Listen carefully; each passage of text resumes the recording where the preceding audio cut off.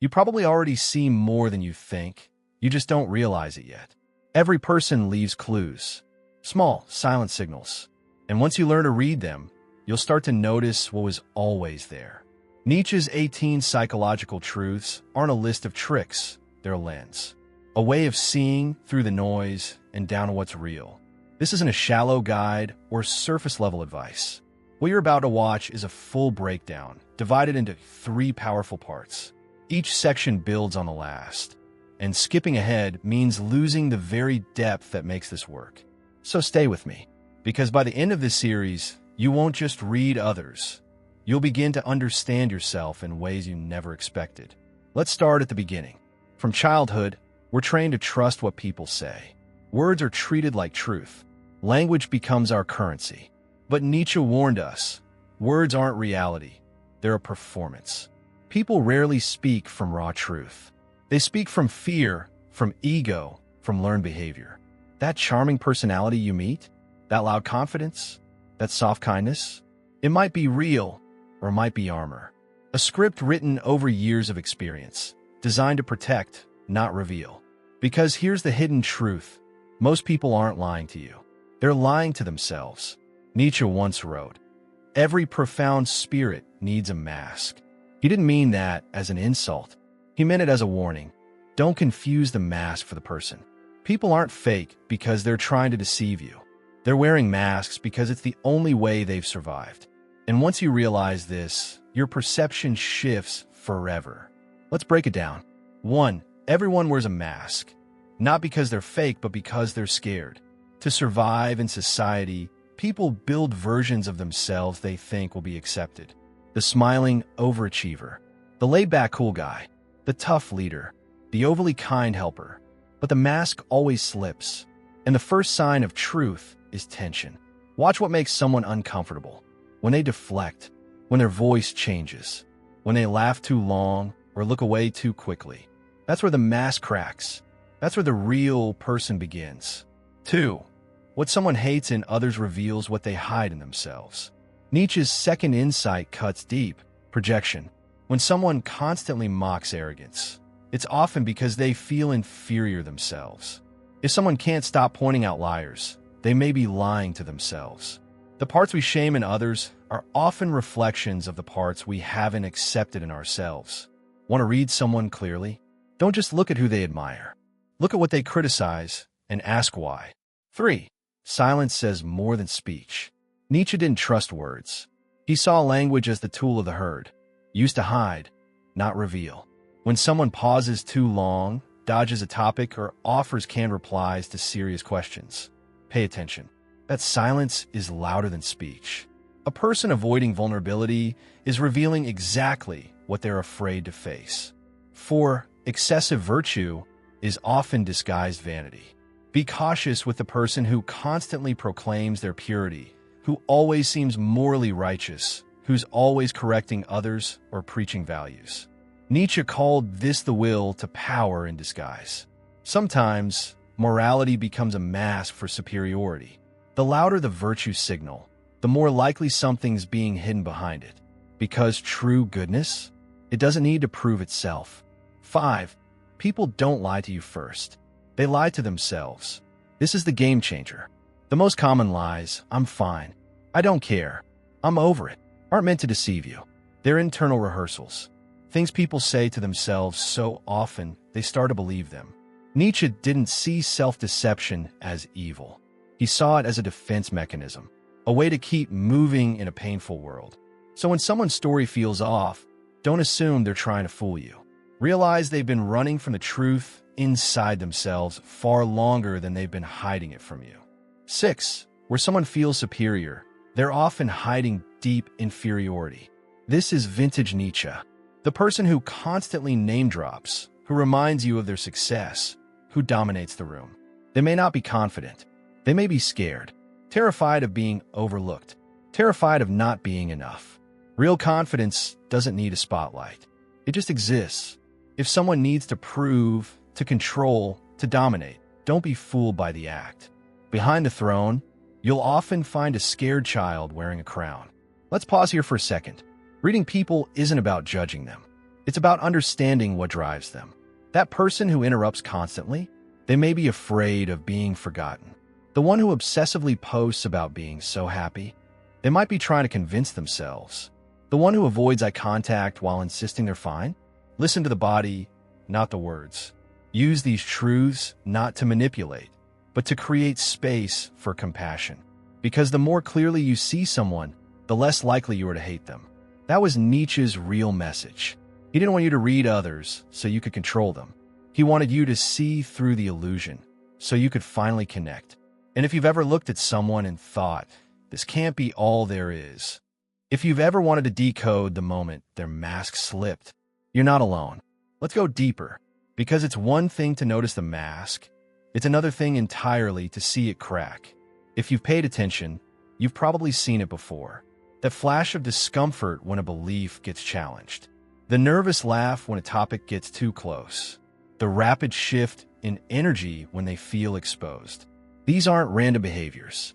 They're clues. Nietzsche understood that people aren't hard to read, they're just scared to be seen. And that brings us to the next part of the journey. In part 2, we move from surface tension to emotional roots. We'll explore the hidden drivers of behavior, why people act the way they do, even when it makes no sense on the surface. Nietzsche believed that the self isn't a stable thing. It's a performance, a role we stitch together to survive. But the moment it's threatened, the truth begins to leak out. In part 2, we'll talk about how fear shapes everyday behavior, why confidence is often guilt in disguise, how exaggeration, control, and performance reveal the soul underneath. Because when you see someone boasting, bragging, or over-explaining, you're not seeing strength. You're seeing pain, camouflaged. So now you know, people wear masks not to deceive others, but to protect themselves. But once that mask starts to slip, what you're seeing isn't just vulnerability. You're seeing motivation. And that's where things get really interesting. Nietzsche believed that the self isn't solid. It's not a fixed thing like a statue. It's more like a shifting actor, moving between roles, adapting moment by moment to fear, shame, power, and desire. And if you can learn to see those shifts, you'll start to understand people at a level that most miss completely. Let's keep going. 7. Fear is the root of most personality. The friend who avoids confrontation, that's not just kindness, it's fear of disconnection. The loud coworker who always needs to be right, that's fear of losing control. The perfectionist, fear of being judged. Fear is the most reliable blueprint you'll ever find. Nietzsche didn't say people are afraid as a criticism. He saw it as the invisible thread pulling every string. If you want to read someone quickly, follow the fear. It will always show you what matters most to them. And often, it shows you what they've been running from their whole life. 8. Confidence is often just well-practiced guilt. This one's tricky and subtle. Sometimes what looks like confidence is really just someone who's learned to hide their shame well. They've rehearsed the right moves, mastered the performance, and trained their tone to sound steady, even if they're crumbling inside. That's why people are often confused when strong individuals suddenly break down, or when they self-sabotage success. It's not that they weren't confident. It's that they were never at peace with the part of themselves they thought they had to hide. Look for the disconnect between confidence and congruence. Does the person's tone match their eyes? Do their actions match their values? If something feels off, it usually is. 9.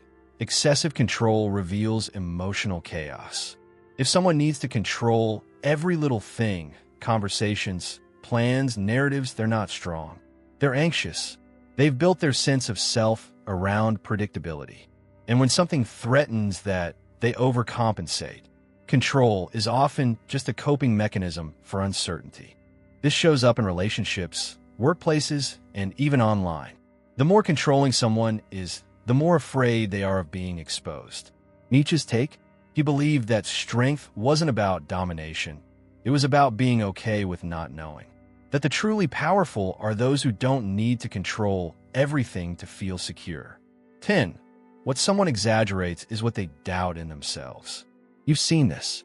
The person who constantly brags about how authentic they are, usually hiding a deep insecurity about being fake. The one who loudly claims to be unbothered, probably cares more than anyone. Exaggeration is a defense. The louder the performance, the more likely it's covering a wound. Nietzsche understood this long before modern psychology gave it labels. He knew that the ego inflates to protect the soul. So when you see someone insist on something over and over, especially when no one asked, pay attention. They're trying to convince you, but mostly they're trying to convince themselves. 11. Humor often hides grief. Nietzsche had a dark sense of humor, but even he knew the person who jokes the most might be hurting the most. Humor is a beautiful, disarming tool, but when someone always deflects with a joke, especially during serious moments, they're often avoiding something heavy. It doesn't mean they're fake. In fact, it might mean they're the most sensitive person in the room. They just don't feel safe enough to show it. So if someone always has a punchline, try asking a real question. Watch how they react. If they freeze, stutter, or brush it off, that's your cue. There's something beneath the laughter. 12. People repeat what they never resolved. Have you ever met someone who keeps dating the same type of person? Or keeps creating the same conflict in different places? That's not coincidence. That's a loop. Nietzsche would call this eternal recurrence. The idea that people live the same lives, make the same mistakes, and suffer the same patterns over and over because they haven't confronted the core of the issue. If someone tells you the same story 5 times, they're not trying to be annoying. They're stuck. They haven't resolved the thing they're trying to explain. That repetition is a breadcrumb trail to their deepest pain. If you want to understand someone fast, look for what they say again and again, and then ask what they're not saying about it. 13. Identity is often a response to trauma. People build identities not always out of passion, but out of protection. The overachiever who's always busy may have grown up believing love had to be earned. The helper who's always available may be afraid to ask for help themselves. The rebel who resists every rule could be protecting themselves from past betrayal. Nietzsche's idea was simple. People create meaning out of suffering. They become something in response to pain. So when someone presents a strong identity, don't just look at what it says. Look at what built it. Ask, what pain does this persona protect? 14. People test others with small reveals. If someone says, I'm kind of a mess, or I'm probably overthinking this, pay attention. That's not a throwaway line. That's a test. People don't reveal their core all at once. They drop little clues to see how you'll react. If you dismiss them, they close up. If you engage with compassion, they open more. Reading someone well means catching these micro-confessions and recognizing them as invitations, not quirks. 15. People mirror what they admire or envy. The way someone speaks, laughs, or gestures around you can be incredibly revealing. Mirroring is one of the most instinctive forms of connection, and it goes both ways. If someone mirrors your posture, tone, or energy, they feel aligned with you. But if they imitate someone they criticize, they might be carrying secret admiration or unresolved envy. Nietzsche believed people are rarely honest about what they want. They're even less honest about who they want to become. But watch how they mimic others, and you'll see who they truly aspire to be. Let's pause again. Everything you're learning here, it's not a checklist. It's a philosophy of perception, a way of being present to people's pain, patterns, and potential. Nietzsche never handed out tips for instant charisma or mind-reading hacks. What he offered was way more powerful, a lens to see through behavior into truth. Not so you could manipulate, so you could understand. Because when you stop believing the mask, when you stop assuming the performance is the person, something incredible happens. People start revealing themselves because they feel seen. They don't even know why, but something about the way you listen, the way you notice, makes them want to show you more. That's real connection. And that's exactly where we're going in part 3. In the next section, we'll explore how shame creates performance, how to spot someone's emotional core, and how to tell the difference between projection and truth in real time. Because learning to read people is never about judgment. It's about being present enough to catch what others are trying so hard to hide, even from themselves. So far, we've looked at the mask, the signals, the subtle cracks in the performance. But now we go deeper into the emotional engine behind it all. Because Nietzsche didn't just observe behavior. He traced it back to its source. And what he found wasn't logic, wasn't strategy, it was emotion, almost always rooted in some form of shame. Let's start right there. 16. Shame is the foundation of most performances. That person who always needs to be the smartest in the room, they might carry shame about feeling overlooked as a kid. The overgiver who never asks for anything probably learned early that their needs didn't matter. The perfectionist who can't take feedback likely ties mistakes to their sense of worth. Nietzsche believed that underneath pride, aggression, even arrogance, you often find a small, wounded part of the self trying desperately to feel worthy. And when you understand that, judgment turns into insight. Because if you want to read someone with real depth, ask this question. What are they ashamed of? Not to exploit it, but to understand what's driving them. 17. The deeper the mask, the more pain it's hiding. Some people wear light masks, small exaggerations, social filters, little habits. Others wear heavy masks, persona-level identities. The strong one, the nice one, the unshakable one. The heavier the mask, the more likely it's been built over serious pain. Nietzsche saw this clearly in his time. He believed that most people didn't even know they were wearing masks because they've been doing it for so long. They mistook it for identity. You'll see this in people who resist introspection, who get uncomfortable when you ask real questions, who shut down when asked to be vulnerable. Don't take it personally. That resistance is protection. But if you respond with presence instead of pressure, those people often reveal more than they realize because they're not used to being seen gently. 18. The soul reveals itself when pressure is applied. This might be Nietzsche's most powerful psychological truth. You don't really know someone until they're tested. It's easy to look wise when life is calm. It's easy to be kind when no one's pushing your buttons. But when tension hits, when someone's under pressure, that's when the real character shows up. Watch how people act. When they lose control, when they feel misunderstood, when their ego is bruised, when no one's watching. That's when the soul emerges raw, unedited, unfiltered. Nietzsche believed that testing didn't corrupt the self. It revealed it. That's why he admired resilience, not as a performance, but as the mark of someone who had confronted themselves and returned intact. Now let's pull back and look at the big picture. You're not just reading people to figure out who they are. You're also learning how they became who they are. And this is where Nietzsche goes from being a philosopher of perception to a philosopher of compassion. Because the more clearly you understand someone's pain, the less power it has to confuse or manipulate you. Let me give you a real-world example. Let's say you meet someone who seems overly intense, controlling, opinionated. Most people would say they're difficult, but through this lens you might see they were once humiliated for being wrong. They were told their opinion didn't matter. So now they fight to be heard before anyone else can shut them down again. That doesn't excuse toxic behavior, but explains it. And when you understand where someone's behavior comes from, you no longer have to react emotionally to it. You can choose how to respond, calmly, clearly, and with boundaries. And that brings us to something Nietzsche never explicitly wrote, but absolutely implied. The ability to read others starts with the ability to read yourself. Because all of these psychological truths, they don't just apply to them. They apply to you. Where do you wear a mask? What do you exaggerate? What patterns do you repeat? What emotion sits underneath your pride, your quiet, your ambition? This is where things get personal. Because the more clearly you see yourself, the less you need to hide, and the more clearly you'll start to see others. You'll stop falling for the performance. You'll stop reacting to the surface. You'll start seeing people as they are, hurt, hopeful, scared, growing. And you'll become the kind of person people naturally open up to. Not because you're charming, but because you're safe. Now, let's go even deeper. Nietzsche's philosophy wasn't designed to make you comfortable. It was designed to wake you up.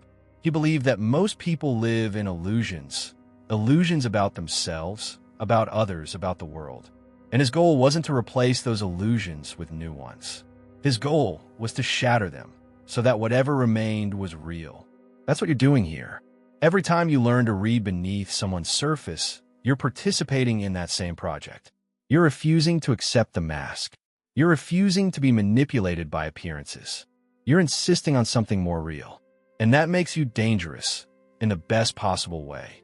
Because most systems, most groups, most relationships, they rely on people not seeing clearly. They rely on people accepting the mask, believing the performance, staying shallow. But once you start seeing through it, you become someone who can't be lied to easily. Someone who doesn't get distracted by ego, fame, charm, or status. Someone who doesn't confuse loudness for leadership or polish for truth. And that's rare. That's powerful. That's Nietzschean perception. So let's recap some of what we've covered so far. People wear masks because they're scared. Most behavior is shaped by fear or shame. The more someone performs, the more pain they're likely hiding. Repetition, exaggeration, deflection. These are signs of internal conflict. True insight requires emotional stillness, not just intellectual sharpness. And most importantly, reading others will mean not taking things personally. Because when you can separate yourself from their behavior, you no longer become part of their pattern. You become the mirror they weren't expecting, but might finally need. In part 4, we're going to tie it all together.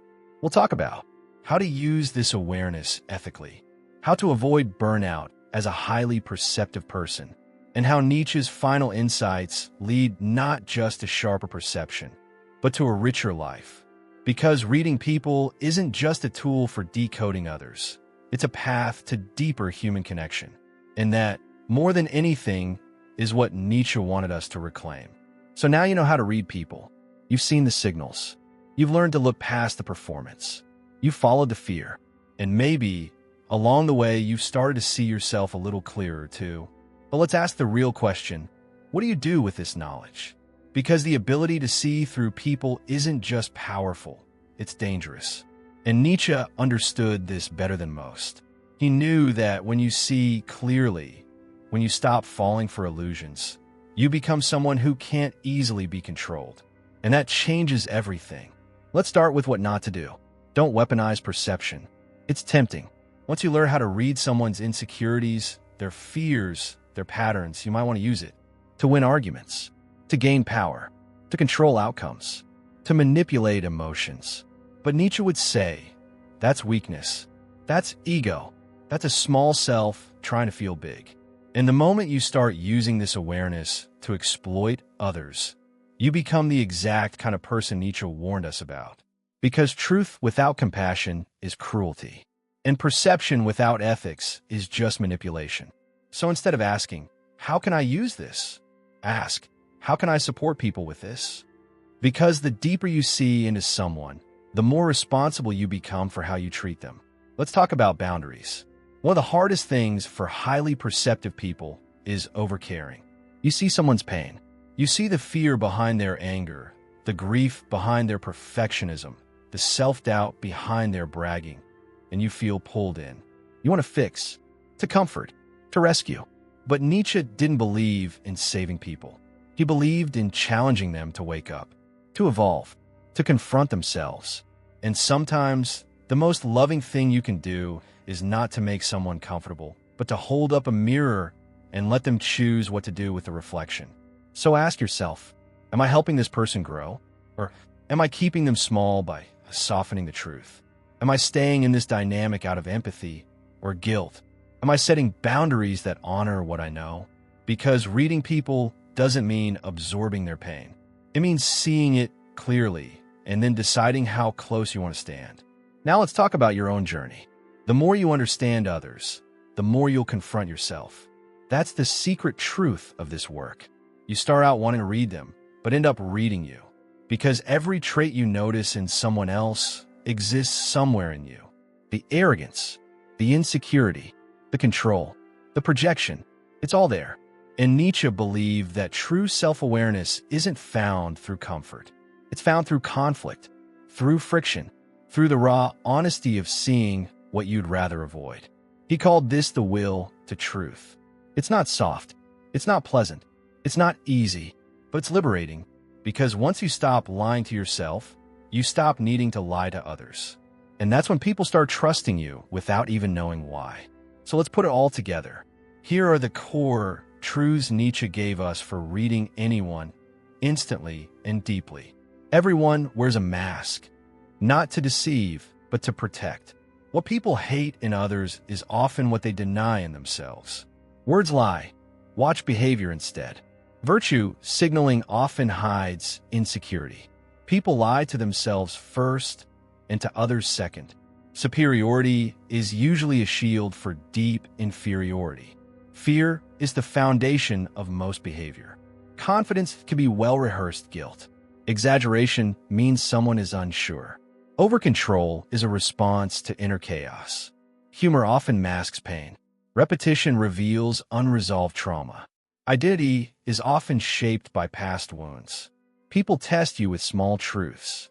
Mirroring shows admiration or envy. Shame is the root of most performance. The bigger the mask, the deeper the pain. Real character shows under pressure.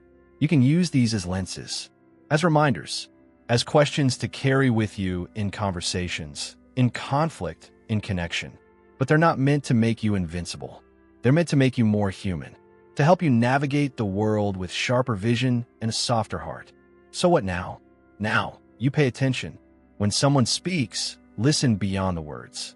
When someone smiles, notice what the eyes are doing. When someone claims to be fine, ask what their body says. And most importantly, when you feel yourself performing, pause. Because reading people isn't a trick. It's a practice, a way of being. And the more real you become, the more truth you'll start to notice in others. Because people recognize real. They may not be able to name it. They may not even understand why, but they feel it. That moment when someone finally puts down their performance because they sense that they're safe. That's your power. And it has nothing to do with being clever. It has everything to do with being present. So here's your challenge. Don't use this to impress people. Use it to free people. Don't read to react. Read to understand. Because in a world obsessed with image, deep perception is rebellion. And if you've come this far, you're already part of a different kind of crowd. The kind that doesn't settle for surface. The kind that asks better questions.